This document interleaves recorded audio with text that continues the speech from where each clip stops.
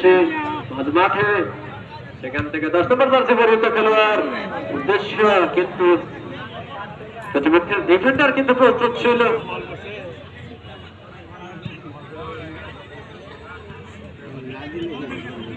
8 নম্বর jersey পরিহিত খেলোয়াড় সেরাতে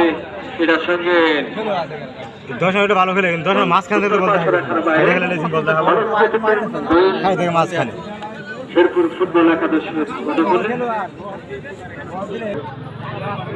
সকলের লক্ষ্য করে বাড়ালেন স্বতন্ত্রের উদ্দেশ্যে মিনাল বাড়িয়েছেন রাজনের উদ্দেশ্যে,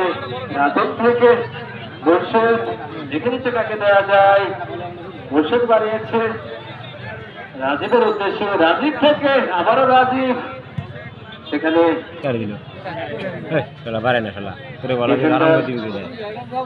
বাড়িয়েছেন, কিন্তু সত্যি কোনো খেলোয়াড় ছিল না।